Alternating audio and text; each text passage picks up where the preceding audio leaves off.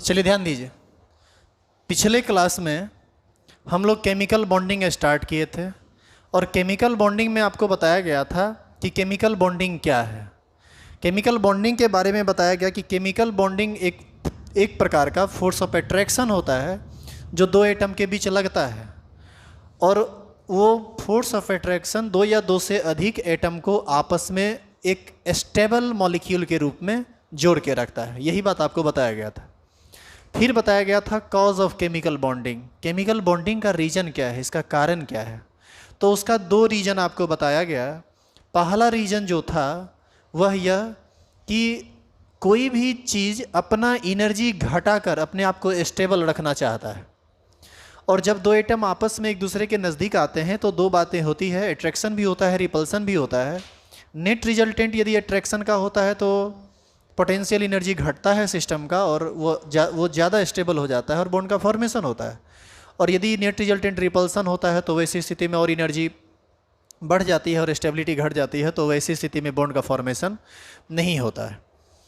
दूसरा रीजन बताया गया था ऑक्टेट रूल। कोई भी एलिमेंट अपना ऑक्टेट पूरा करना चाहता है। अपना ऑक्टेट पूरा करना चाहता है का मतलब अपने आउटर मोस्ट सेल में 8 इलेक्ट्रॉन पूरा करना चाहता है और इस वजह से वह इलेक्ट्रॉन का लॉस गेन या शेयरिंग करता है, जिस वजह से बॉन्ड का फॉर्मेशन हो जाता है। फिर आपको बताया गया लुईस डॉट सिंबल, जो सिर्फ और एस और पी ब्लॉक के लिए लिखा जाता है, डी और एफ ब्लॉक के लिए ये लिखा नहीं जाता है। फिर आपको कुछ important points about chemical bonding बताया गया, जिसमें आपको बताया गया वैलेंसी क्या होता है, ये combining capacity of an atom होता है। फिर बताया गया कि ये जो वैलेंसी होता है किसी भी एलिमेंट के, किसी भी एटम के आउटर मोस्ट सेल में उपस्थित टोटल इलेक्ट्रॉन पर डिपेंड करता है। यही ना बताया गया था। जिस एटम के आउटर मोस्ट सेल में 8 इलेक्ट्रॉन्स होते हैं वह केमिकली इनएक्टिव होता है, जैसे नोबेल गैस। वह किसी से कोई केमिकल रिएक्शन में कोई केमिकल रिएक्शन नहीं करता है, किसी के साथ बॉन्ड फॉर्मेशन में भाग नहीं लेता है। और फिर बताया गया जिसके आउटर मोस्ट सेल में 8 से कम इलेक्ट्रॉन होते हैं वह केमिकली एक्टिव होता है और वह बॉन्ड फॉर्मेशन में भाग लेता है। जिस एलिमेंट के आउटर मोस्ट सेल में 8 से कम इलेक्ट्रॉन होते हैं वह अपने आउटर मोस्ट सेल में 8 इलेक्ट्रॉन को पूरा दो तरह से करता है, एक इलेक्ट्रॉन का लॉस गेन करके और दूसरा इलेक्ट्रॉन का शेयरिंग करके। फिर आगे बताया गया, आगे जो बातें हुई थी उसमें कि ये जो शेयरिंग ऑफ इलेक्ट्रॉन भी होता है ना, ये दो तरह का होता है। एक इक्वल कंट्रीब्यूशन होता है और दूसरा होता है contribution of electron pair by one of the two atoms. और इस आधार पर हम कह सकते हैं कि बॉन्ड 3 तरीके से बन सकता है। एटम अपना ऑक्टेट 3 तरह से पूरा कर सकता है, एक लॉस गेन करके और दूसरा शेयरिंग करके। शेयरिंग में 2 बात आया, जिसमें हम लोग पिछले क्लास में शायद लिखे भी थे कि there are 3 types of chemical bond, था ना। पहला था आयनिक बॉन्ड, दूसरा था कोवैलेंट बॉन्ड और तीसरा था कोऑर्डिनेट बॉन्ड। आज हम एक एक को डिफाइन करेंगे और उसको बेहतर तरीके से समझेंगे। 1 नंबर आप हेडिंग डालिए,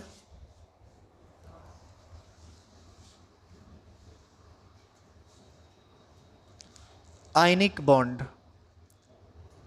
इसी को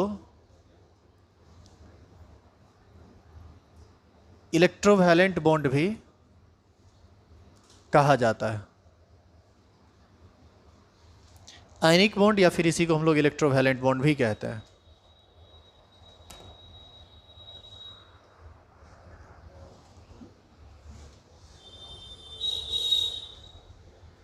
लिखिए,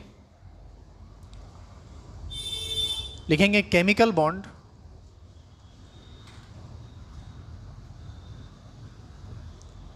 which is formed by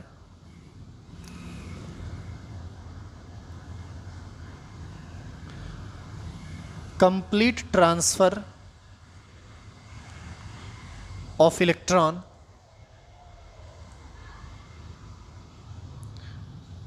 from the outermost cell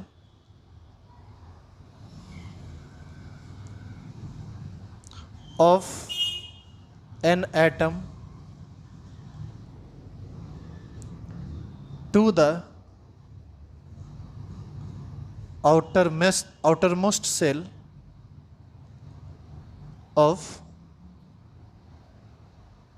another atom is called ionic bond।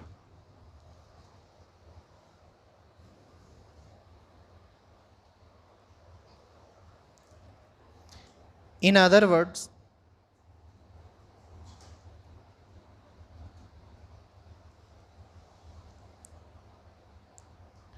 ionic bond is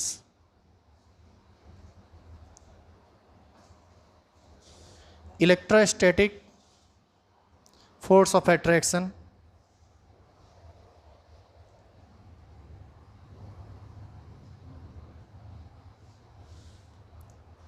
between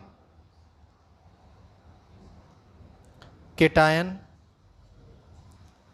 and anion.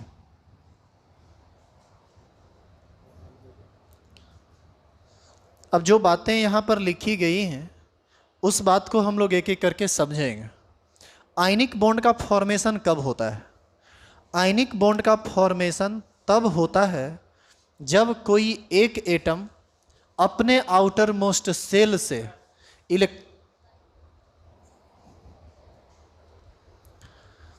Ionic bond का फॉर्मेशन तब होता है जब कोई एक एटम अपने आउटर मोस्ट सेल से इलेक्ट्रॉन का कंप्लीटली ट्रांसफर कर देता है किसी दूसरे एटम के आउटर मोस्ट सेल में। अब देखिए, एक होता है कंप्लीट ट्रांसफर और एक होता है पार्शियल ट्रांसफर। आप पहले कंप्लीट ट्रांसफर का मतलब समझ लीजिए, क्योंकि ये समझना आपके लिए जरूरी है।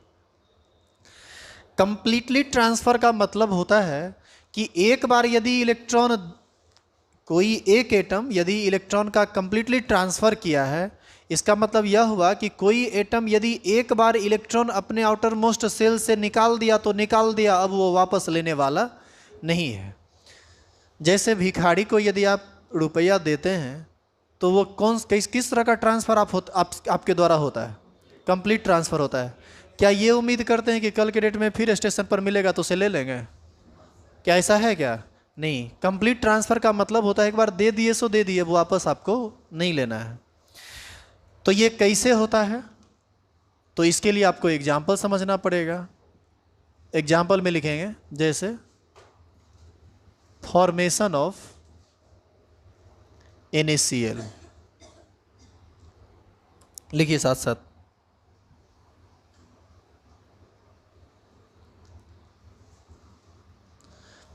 केमिकल बॉन्डिंग का केवल एक क्लास हुआ है, जो क्लास नहीं किए हैं ऑनलाइन क्लास जाके पीछे रिवाइज कर लीजिए, वीडियो आपको YouTube पर मिल जाएगा। क्या हुआ? YouTube पे भी अभी मिल जाएगा, शारदा केमिस्ट्री ऐप पर भी, शारदा डिजिटल पर भी मिल जाएगा, दोनों पर मिल जाएगा। YouTube पर जो 2-4 को वीडियो डालते हैं फिर हटा देते हैं, उसको डिसकंटिन्यू रहता है। ऐप पर आप जुड़िएगा तो वहाँ वीडियो कंटिन्यू रहता है, वहाँ एक सीक्वेंस में क्लास होता है। अरे YouTube पर फ्री में जब सब चीज़ दे देंगे तो यहाँ आके पढ़ने की क्या ज़रूरत है कि नहीं? काहे ला रुपया देगा? बोलो, ऐसा ही है ना। चलो देखो, फॉर्मेशन ऑफ NaCl, ध्यान दीजिएगा इधर आप।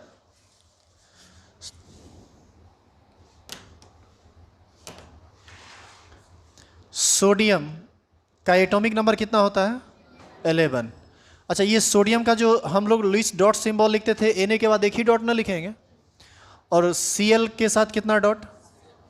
7 डॉट, चूँकि Cl के आउटर मोस्ट सेल में इलेक्ट्रॉन की संख्या 7 होती है। यदि पूरा कन्फिग्रेशन लिखें तो ये होगा 281 और ये क्या होगा? 287। एक एटम हमारे पास सोडियम का है और दूसरा एटम कौन सा है? क्लोरीन का। जब ये दोनों एक दूसरे को अप्रोच किया तो अप्रोच करने के बाद ये अपना ऑक्टेट पूरा करने के लिए एक इलेक्ट्रॉन निकालेगा अपने आउटर मोस्ट सेल से और कंप्लीटली निकालेगा, और यह इलेक्ट्रॉन कहाँ चला जाएगा? क्लोरीन के आउटर मोस्ट सेल में। यानी ये जो आउटर मोस्ट सेल वाला इलेक्ट्रॉन है यही इसके आउटर मोस्ट सेल में जाएगा। तो ये 7 से कितना हो जाएगा? 8। और ये सोडियम 281 था, 1 निकल गया तो आउटर मोस्ट सेल खत्म हो गया, तीसरा। अब इसका आउटर मोस्ट सेल दूसरा है और दूसरा में इलेक्ट्रॉन की कुल संख्या कितनी है? 8। तो ऐसी स्थिति में जैसे ही ये ऐसा करता है तब इसका जो ये है इसका नॉर्मल कन्फिग्रेशन, और अब रिजल्टिंग कन्फिग्रेशन इसका हो जाएगा 28 और इसका हो जाएगा 288। अब देखिए, यह जो सोडियम है अपने नियरेस्ट नोबल गैस नियन के कन्फिग्रेशन को मेंटेन कर लिया 28, और यह भी अपने नियरेस्ट नोबल गैस के कन्फिग्रेशन को मेंटेन कर लिया। किसको? आर्गन को, और दोनों नोबल गैस कन्फिग्रेशन में चला गया तो ज़्यादा पहले की तुलना में ज़्यादा स्टेबल हो जाएगा, क्योंकि उसका आउटर मोस्ट सेल भी पूरा कंप्लीट हो चुका है।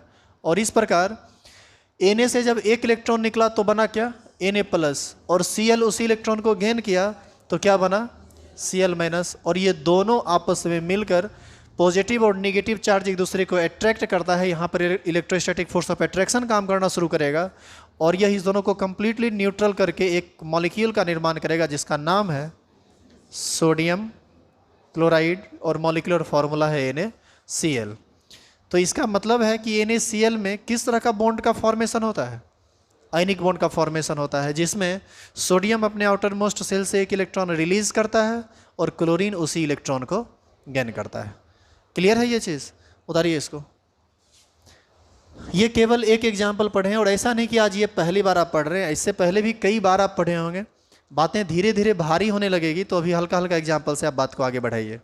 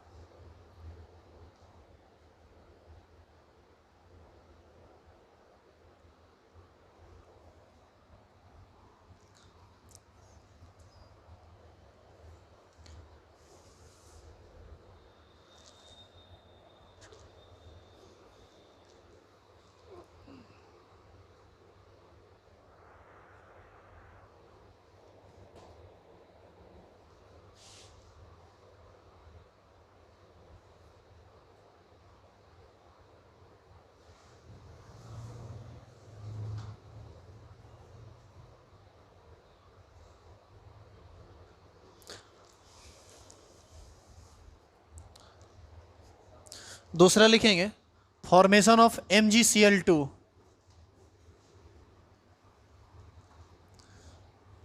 इसको हम लोग बोलते हैं magnesium chloride. Formation of MgCl2, इसको मिटा दें क्या?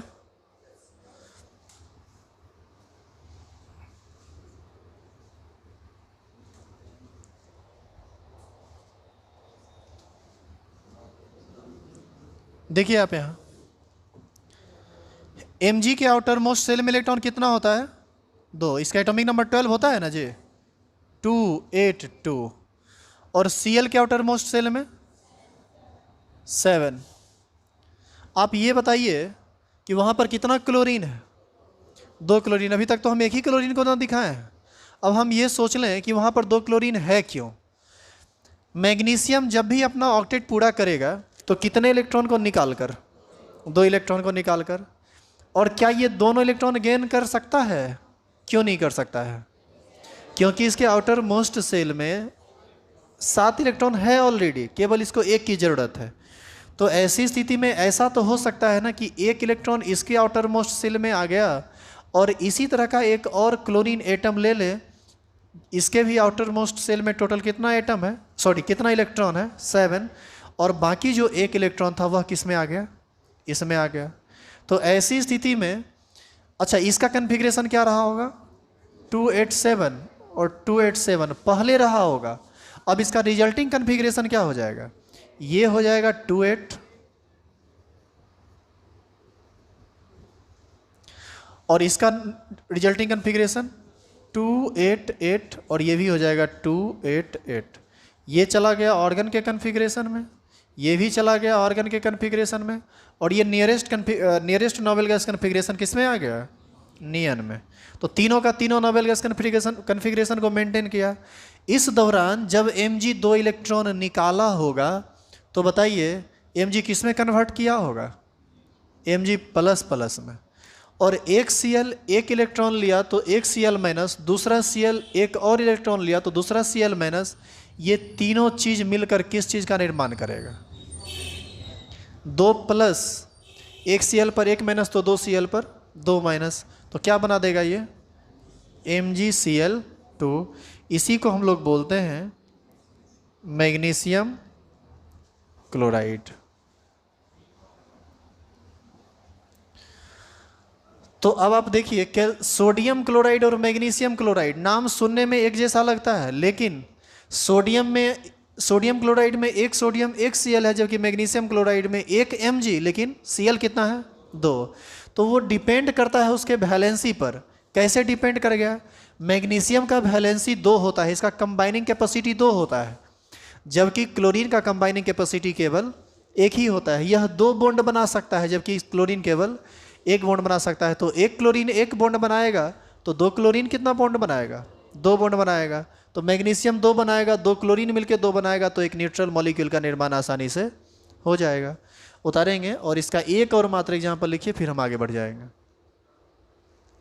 हम आपको 2 एलिमेंट देते हैं और उस 2 एलिमेंट की मदद से आपको कंपाउंड का फॉर्मेशन करना है, और वो कंपाउंड आपके सामने। अच्छा, इसमें ये बताओ तो ये किस किस एलिमेंट के मिलने से ये कंपाउंड बना है MgCl2? MgCl2 में कितने तरह का एलिमेंट है? 2 तरह का। कौन कौन? मैग्नीशियम और क्लोरीन। अच्छा, इसी तरह से अल्युमिनियम और क्लोरीन यदि मिलके हम कंपाउंड बनाए तो बताओ तो क्या फॉर्मूला बनेगा? इसके लिए तुमको नॉर्मली ऐसे सोचना है कि अल्युमिनियम का कन्फिग्रेशन होता है 2 8 3, और क्लोरीन का क्या होता है? 2 8 7। तो एक क्लोरीन तो केवल एक ही इलेक्ट्रॉन ले पाएगा ना। तो ऐसी स्थिति में आपको टोटल कितना क्लोरीन लेना पड़ेगा? 3। एक इसमें जाएगा, एक दूसरे क्लोरीन में, एक तीसरे क्लोरीन में, Al कन्वर्ट कर जाएगा Al3 प्लस में, और 3 Cl जो लेंगे, एक Cl minus, 2 Cl minus, 3 Cl minus, और ये कुल मिला के क्या बना देगा? AlCl3। और इसी को हम लोग क्या बोलते हैं? अल्युमिनियम क्लोराइड, यही ना बोलते हैं। ये लिखना नहीं है, ये आप कर लेंगे, ये आसान है। तो उम्मीद करते हैं कि आपको इस सब में दिक्कत नहीं होना चाहिए, क्योंकि ये एकदम छोटा छोटा एग्जाम्पल है और आप ये कर सकते हैं। यदि नहीं कर सकते तो आप घर पर कर लीजिएगा, यदि दिक्कत हो तो बात कर लीजिएगा। हम थोड़ा इससे भारी करा देते हैं। अभी हम आपको अल्युमिनियम दिए थे और क्लोरीन दिए थे, इसकी मदद से आपने जो कंपाउंड बनाया वह कंपाउंड था अल्युमिनियम क्लोराइड AlCl3। इसी तरह से हम कुछ एलिमेंट देंगे तो आप उससे कंपाउंड बना लोगे। चलिए बनाइए तो। मैग्नीशियम और नाइट्रोजन 2 तरह का एलिमेंट आपको हम देते हैं। आप इससे जो रिजल्टिंग फॉर्मूला बनेगा उसको बनाइए जल्दी से। क्या क्या दिया गया है? मैग्नीशियम और नाइट्रोजन, एक का एटॉमिक नंबर 12 होता है और एक का एटॉमिक नंबर 7 होता है। आप इसको पहले उतार लीजिए,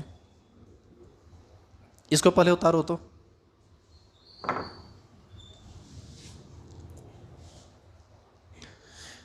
इसको उतारिए और अगला एग्जाम्पल आपको करना है मैग्नीशियम और नाइट्रोजन पर।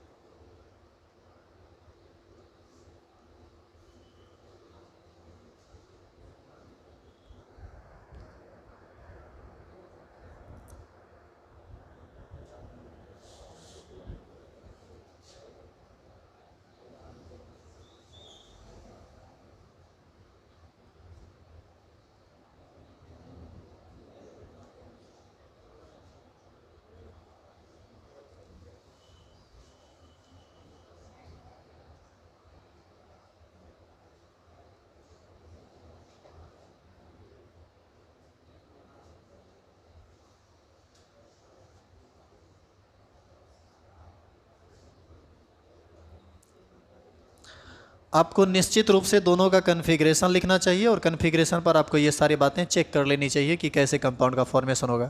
क्या आपको इसके फॉर्मेशन में कुछ परेशानी आ रही है? कुछ परेशानी आ रहा है? थोड़ा सा अलग है उस दोनों की तुलना में, उतना स्ट्रेट फॉरवर्ड नहीं है जितना आप सोच लिए। NaCl, MgCl2 और AlCl3 टाइप का नहीं है, इसमें थोड़ा आपको अलग से सोचना पड़ेगा। चलो मिटा दें इसको।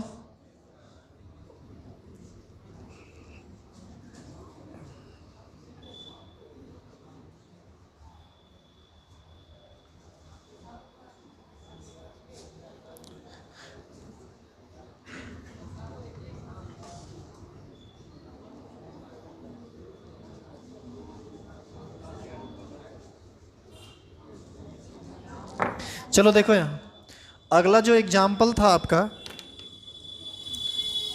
क्या क्या दिया गया था? मैग्नीशियम और नाइट्रोजन, इस दोनों को मिला के हमको एक कंपाउंड बनाना है। मैग्नीशियम का एटॉमिक नंबर होता है 12, कन्फिग्रेशन होगा 282। नाइट्रोजन का एटॉमिक नंबर होता है 7, कन्फिग्रेशन होगा 25। ये अपना ऑक्टेट पूरा करने के लिए 3 इलेक्ट्रॉन गेन करेगा और यह अपना ऑक्टेट पूरा करने के लिए 2 इलेक्ट्रॉन लूज करेगा। 2 इलेक्ट्रॉन ये यदि दे भी दिया इसको, तो आपको नहीं लगता है कि 2 और 7 ही होके रह जाएगा? तब ऐसी स्थिति में क्या करें? फिर तो गड़बड़ हो गया ना। इस स्थिति में तुम एक काम करो, एकदम आसान तरीका है। यहाँ पर तुम यदि उलझ रहे हो तो हम 2 तरीके से इसको समझाते हैं, एक ट्रिकी वे में और एक पूरा कंसेप्चुअल वे में। इसका वैलेंसी कितना होगा बताइए तो? +2। अरे ये 2 इलेक्ट्रॉन निकाल कर ही ना बॉन्ड का फॉर्मेशन करेगा, ऑक्टेट पूरा करेगा। अच्छा, इसका वैलेंसी कितना है? ये जब भी ऑक्टेट पूरा करेगा तो 3 इलेक्ट्रॉन गेन करके पूरा करेगा, तो ऑक्टेट पूरा करने के लिए इसका वैलेंसी -3 हो गया। प्लस माइनस को भूलिए, यहाँ पर आप देखिए मैग्नीशियम और यहाँ नाइट्रोजन लिखिए। मैग्नीशियम का वैलेंसी कितना? 2 और नाइट्रोजन का वैलेंसी कितना? 3। दोनों को एक्सचेंज करा दीजिए, यानी ये फॉर्मूला बनेगा Mg3N2, यही कंपाउंड बनेगा। ये ट्रिक हो गया। अब इसका पूरा कंसेप्ट समझिए कि आखिर ये कंपाउंड ऐसे कैसे बन गया।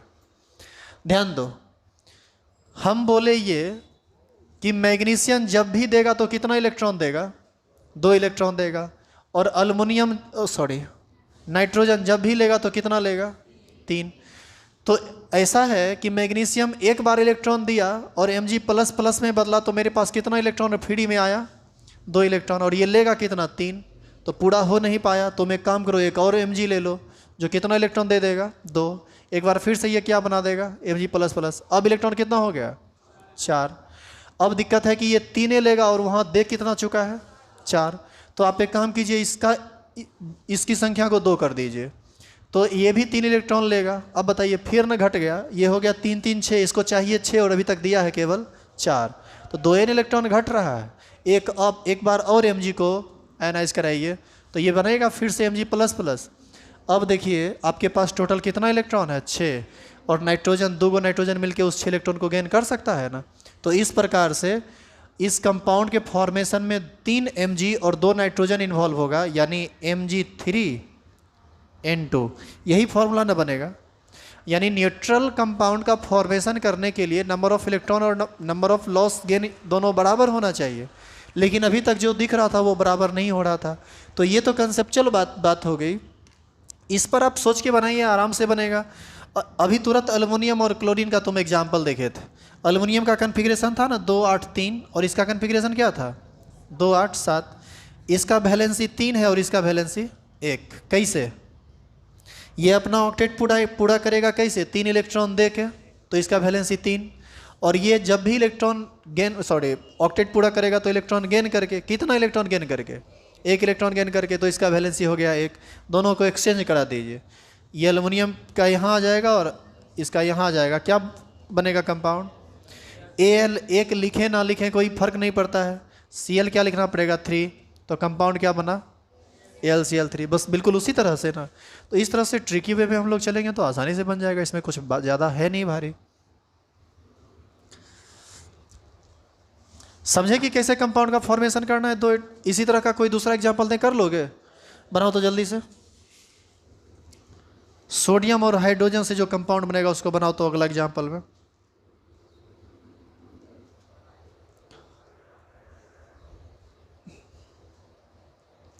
सोडियम और हाइड्रोजन, इस 2 की मदद से जो कंपाउंड बनेगा उस कंपाउंड को बनाइए और कंपाउंड का नाम लिखिए आप।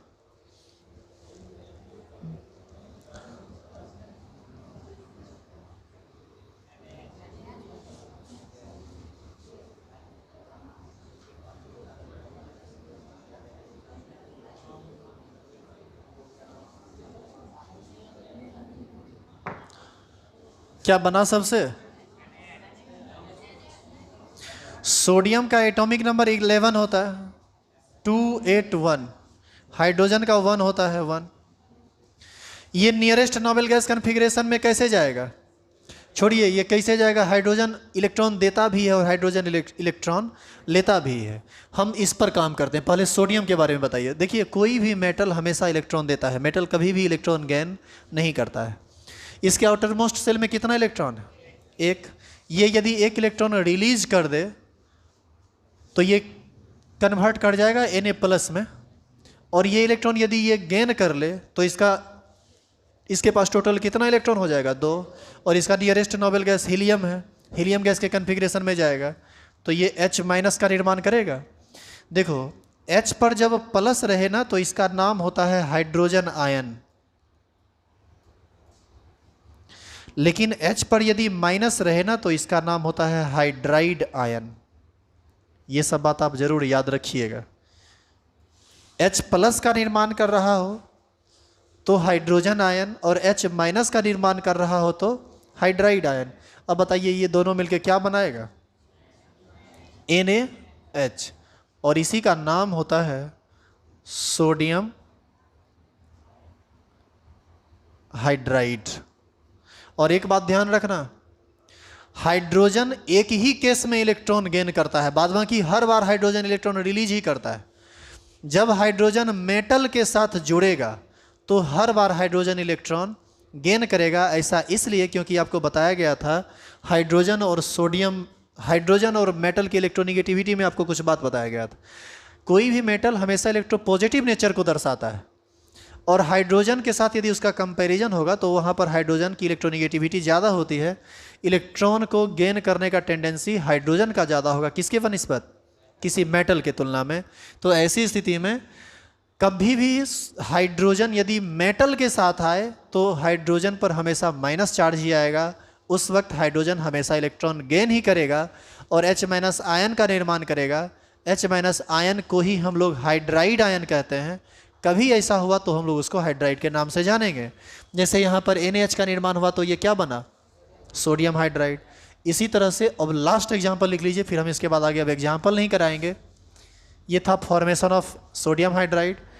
आगे लिखिए तो एग्जाम्पल लिखो तो फॉर्मेशन ऑफ,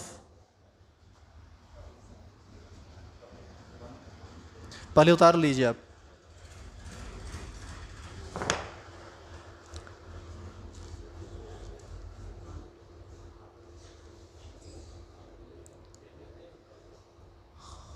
लिख दो, लिखिए formation of calcium hydride, formation of calcium hydride. Actual में आपको कैल्शियम Ca और हाइड्रोजन से मिलकर एक कंपाउंड का फॉर्मेशन करना है। जल्दी से फॉर्मेशन करवाइए तो।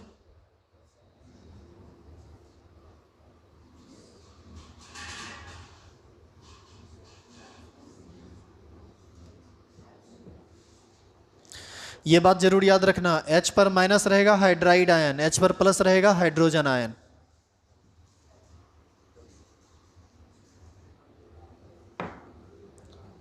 बोलिए बना बना क्या? क्या बना कंपाउंड बताओ जल्दी। क्या बना? CaH2। कैल्शियम एटॉमिक नंबर कितना होता है? 20। कन्फिग्रेशन होता है 2882। हाइड्रोजन एटॉमिक नंबर 1 होता है, कन्फिग्रेशन 1। अब ये जब भी देखो कैल्शियम है, ये मेटल है, ये इसके लिए तो सोचना ही नहीं है, ये अपना ऑक्टेट पूरा करेगा इलेक्ट्रॉन दे के। तो ये देगा कितना इलेक्ट्रॉन? 2। 2 देगा तो ये लेगा तो केवल एक ही ना, ये तो केवल एक ही लेगा। तो इसके लिए हमको हाइड्रोजन का एक और एटम लेना पड़ेगा जिसका भी कन्फिग्रेशन 1 होगा। तो एक इलेक्ट्रॉन यहाँ पर और एक इलेक्ट्रॉन यहाँ पर आएगा, ये बना देगा Ca++, ये बना देगा H-, और ये भी बना देगा H-। 2 पॉजिटिव 2 नेगेटिव को न्यूट्रल करेगा और कंपाउंड क्या बनेगा? CaH2। और इसी को हम लोग बोलते हैं कैल्शियम हाइड्राइड। उतारिए।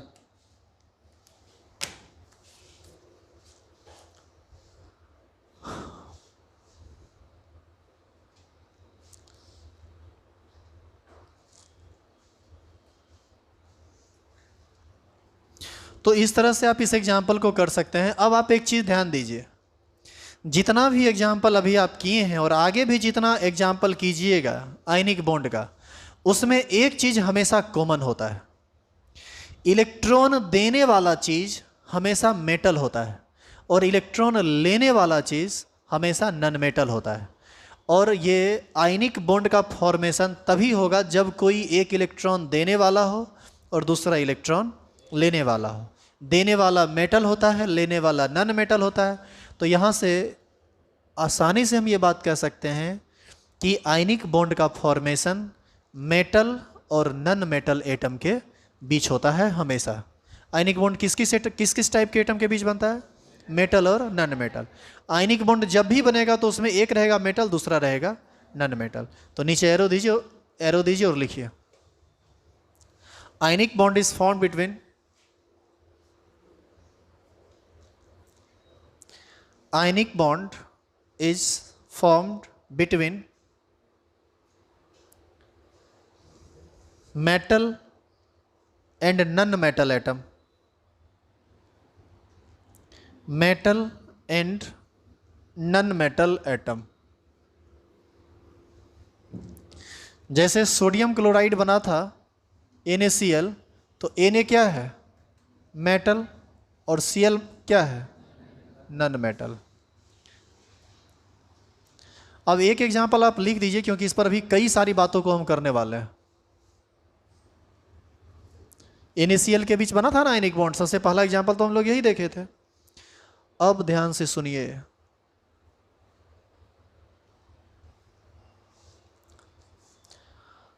आयनिक बॉन्ड बनने के लिए क्या फेवरेबल है, हम थोड़ा इस पर काम करते हैं।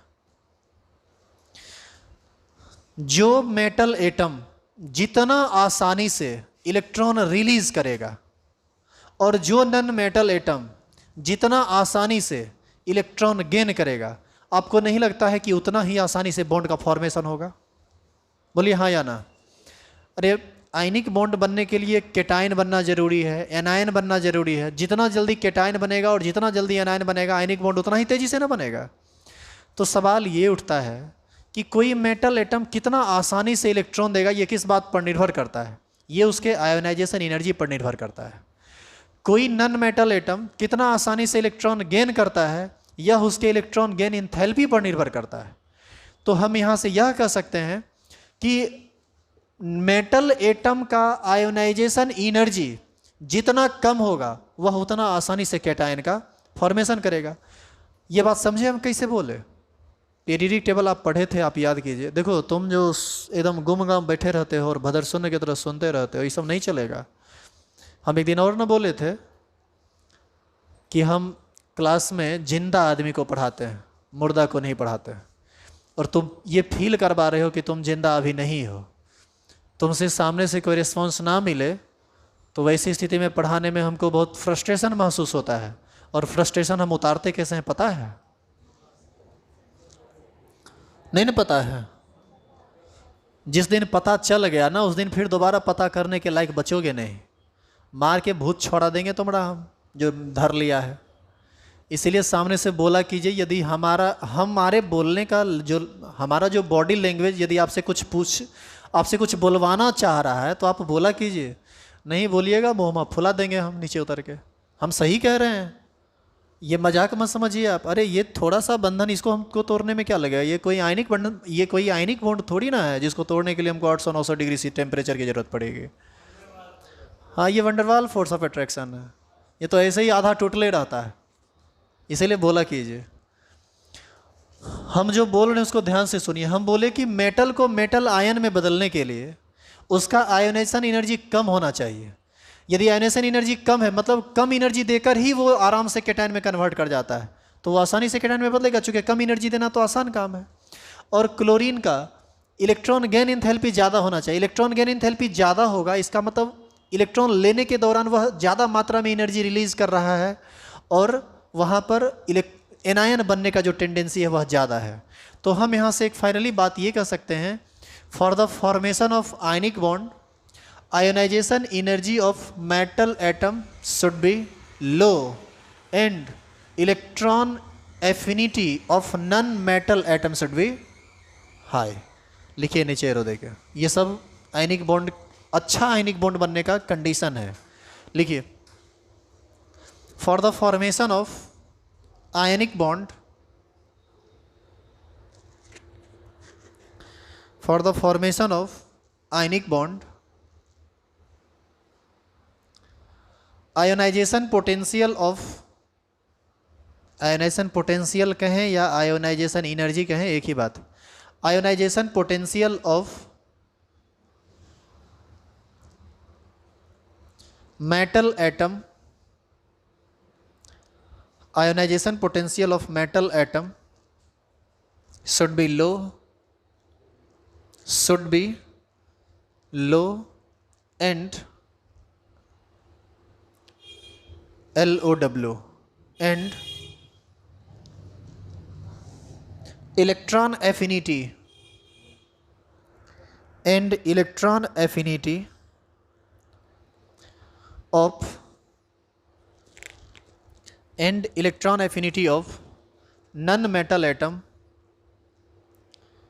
and electron affinity of non-metal atom should be high,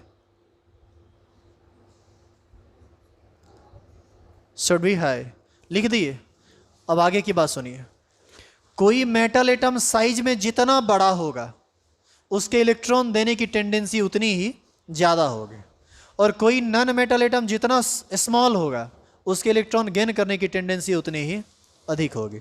और आयनिक बॉन्ड बनने के लिए मेटल एटम को इलेक्ट्रॉन देना ही है और नॉन मेटल एटम को इलेक्ट्रॉन लेना ही है, तब तो इसके पीछे साइज का भी तो फैक्टर हो सकता है।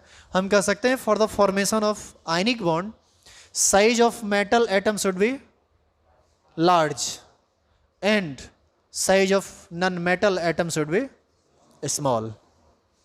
For the formation of ionic bond, for the formation of ionic bond size of metal atom should be large, size of metal atom should be large, size of metal atom should be large and size of non-metal atom should be, and size of non-metal atom should be small।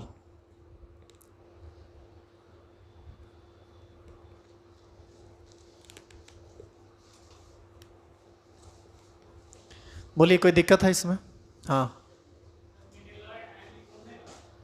देखिए मेटेलाइट सब तरह का काम करता है, ionic bond भी बनाता है, कोवैलेंट बॉन्ड भी बनाता है, उसमें मिक्स कैरेक्टर होता है उसके बॉन्ड का। देखिए उसी के नहीं, किसी भी metal atom non metal atom कहीं भी किसी तरह का बॉन्ड का फॉर्मेशन होता है तो आगे पढ़िएगा उसमें बॉन्ड का कैरेक्टर होता है, कुछ परसेंट आयनिक रहता है और कुछ परसेंट कोवैलेंट रहता है। कोई भी बॉन्ड 100% आयनिक नहीं होता है, कोई भी बॉन्ड 100% कोवैलेंट नहीं होता है, उसमें मिक्स कैरेक्टर रहता है। मेटेलॉइड्स में ये मिक्स कैरेक्टर ज़्यादा रहता है। मेटल नॉन एटम में आयनिक बॉन्ड का कैरेक्टर ज़्यादा रहता है, नॉन मेटल एटम और नॉन मेटल एटम के बीच कोवैलेंट कैरेक्टर ज़्यादा रहता है, आयनिक कैरेक्टर कम रहता है। लेकिन मेटेलॉइड्स में ये दोनों कैरेक्टर, मतलब कोई ज़्यादा कोई कम जो रहता है उसमें थोड़ा कम, मतलब उसका जो डिफरेंस होता है वो कम का रहता है, जैसे 40-60% का रहेगा या 49-51% का रहेगा, कुछ इस तरह से आता है। और इस कैरेक्टर को हम लोग निकालना सीखेंगे इस चैप्टर में। नहीं, वो भी 100% कोवैलेंट नहीं रहता है, उसका भी कुछ ना कुछ कैरेक्टर बनेगा।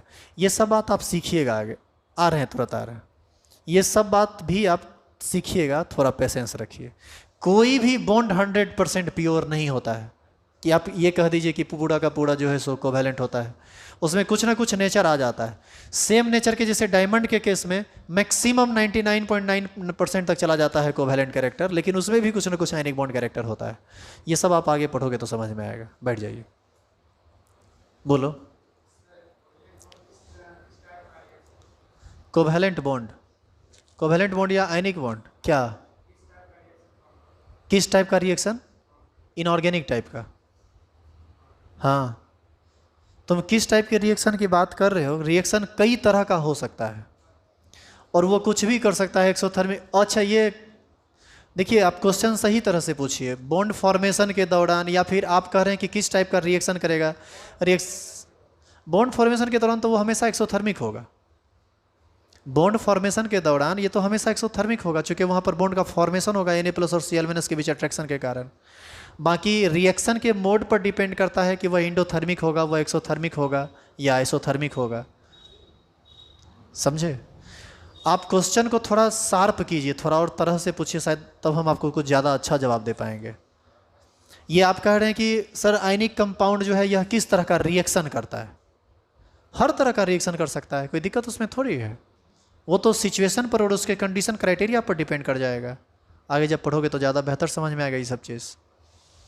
ठीक है, आई बात समझ में?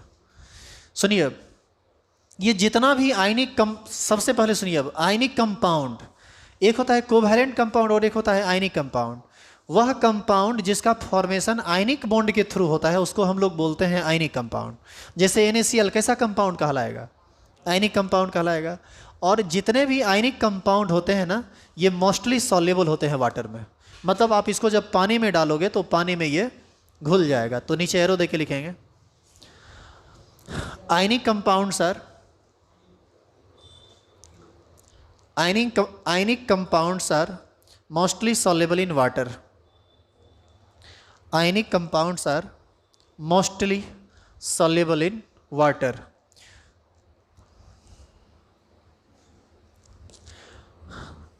And they have high melting point. And इसी में लिखिएगा, and they have high melting point. क्या मतलब इसका? इसका क्या मतलब है? इसका मेल्टिंग पॉइंट बहुत ज़्यादा होता है। यानी इसको आप सॉलिड स्टेट से जब लिक्विड में कन्वर्ट करोगे ना, तो आपको बहुत ज़्यादा टेम्परेचर की आवश्यकता पड़ेगी। 800-900 पर ये सोडियम क्लोराइड मेल्ट करता है, 801 या समथिंग इतना पर मेल्ट करता है। तो 801 क्या नॉर्मल टेम्परेचर है? इसलिए इसका मेल्टिंग पॉइंट हाई। इसका मेल्टिंग पॉइंट हाई क्यों होता है? पानी में डाल दोगे तो तुरंत टूट जाता है, लेकिन यदि आप इसको गर्म करके तोड़ना चाहेंगे तो गर्म करके तोड़िएगा तो आयनिक बॉन्ड बना हुआ है, प्लस और माइनस के बीच इलेक्ट्रोस्टैटिक फोर्स ऑफ अट्रैक्शन है, जो हीट के द्वारा बहुत देरी में टूटेगा। लेकिन यदि पानी में डालोगे तो पानी भी एक पोलर कंपाउंड है, NaCl उसमें जाके आराम से आयनाइज कर जाता है, वो डिसोसिएट कर जाता है। ये सब आप बात आगे पढ़िएगा तो और डिटेल में समझिएगा।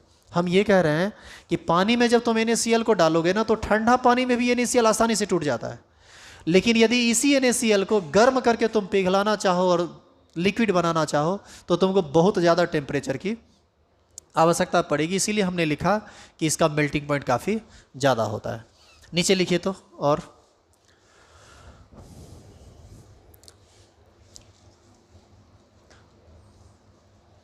लिखेंगे solution of ionic compounds, solution of ionic compounds conduct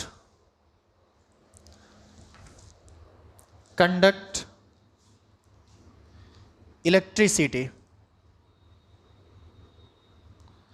due to presence of ion. Due to presence of ion. सुनिएगा ध्यान से। डिस्टिल्ड वाटर ले लीजिए घर में जाके, इसमें एगो ठंडी और एगो गर्मी का तार डाल दीजिए पलक में, वो पलक में डाल के और इसमें डाल दीजिए, स्विच को ऑन कर दीजिए और स्विच ऑन करने के बाद इस पानी को आराम से छूइए, उंगली डुबाइए, चेक कीजिए क्या होगा। करंट नहीं मारेगा। मैं डिस्टिल्ड वाटर, बिल्कुल प्योरीफाइड वाटर की बात कर रहा हूँ। यहाँ पर आपको करंट नहीं मारेगा, हल्का फल्का आप एबनॉर्मल फील कीजिएगा। लेकिन सेम सिचुएशन में सब कुछ सही है, स्विच ऑन है, हल्का सा 2-3 चुटकी भर नमक इसमें डाल दीजिए। जैसे ही नमक अंदर जाएगा वो घुल जाएगा, वो टूट जाएगा Na+ में और Cl- में। अब थोड़ा इस पानी को छू के देखिए तो ये उतना ही जोर का झटका मारेगा जितना एक नंगा तार आपको झटका मारता है। क्योंकि ये इलेक्ट्रिसिटी को बहुत तेज़ी से कंडक्ट करने लगता है, और ये सब बात आप कंडक्टेंस में पढ़ेंगे, इलेक्ट्रोलाइटिक सॉल्यूशन के कंडक्टेंस में पढ़ेंगे इलेक्ट्रोकेमिस्ट्री 12th के यूनिट में। तो यहाँ अभी वो चीज़ नहीं पढ़ना है, लेकिन आप ये जानिए कि आयनिक कंपाउंड का सॉल्यूशन इलेक्ट्रिसिटी को कंडक्ट करता है, इसीलिए कभी भी पानी में नमक डाल के, करंट डाल के उसको हाथ से छूने की ज़रूरत नहीं है। बात समझ में आया? क्या कुछ बोलना चाह रहे क्या? हाँ, अरे बिना तार डाले, हाँ बिल्कुल जलेगा, जलना ही है, बिल्कुल जलना ही है, नहीं कैसे जलेगा? पानी में बल्ब कैसे डालिएगा? वैसे थोड़ी करना है, ऐसे कीजिए। उसका सेटअप है, सेटअप तैयार कीजिए।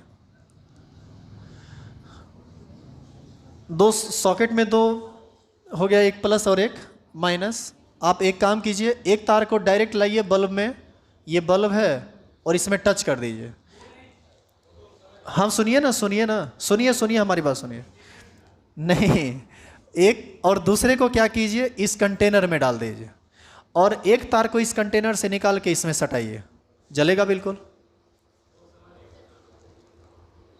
और डायरेक्ट कंटेनर में डालना चाह रहे हैं? अच्छा, आप ये चाह रहे हैं कि मतलब हम ठंडी गर्मी डाल दिए और एक लाइट डायरेक्ट डाल देते हैं इसमें, ऐसा चाह रहे हो? नहीं, ऐसे में नहीं जलेगा, ऐसे में नहीं जलेगा।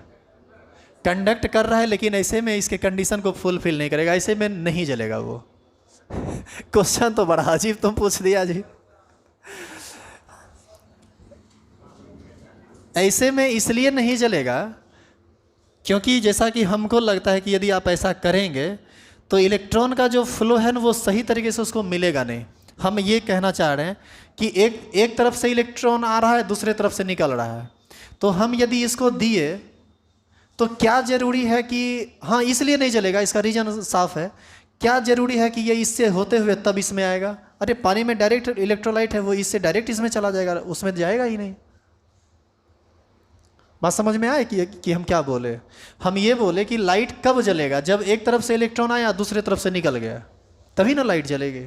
अब यहाँ पर आप यदि करंट डाल दिए, एक तार इधर डाला हुआ है, एक तार इधर डाला हुआ है, और बीच में एक बड़ा सा बल्ब है, और अंदर में इलेक्ट्रोलाइटिक सॉल्यूशन है Na+ और Cl-, तो इस तार से इस तार तक जाने के लिए तो Na+ और Cl- उसके लिए है ही, इसमें जाने की ज़रूरत कहाँ? और दूसरी बात, ये कतई संभव नहीं है।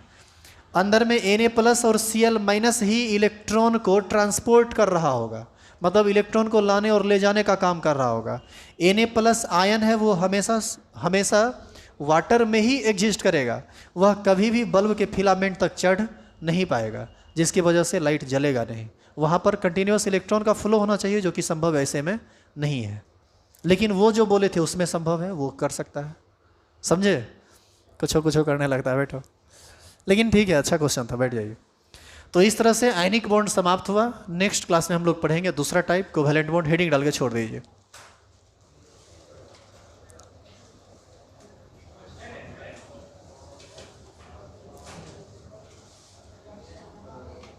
कोवैलेंट या इसी को नॉन आयनिक भी कहते हैं।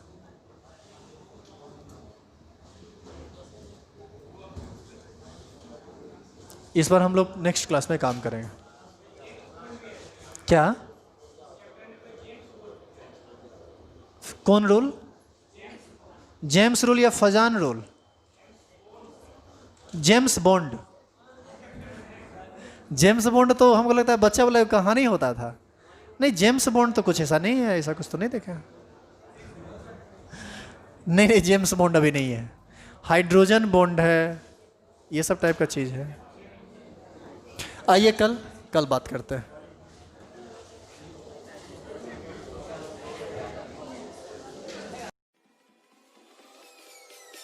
Peace.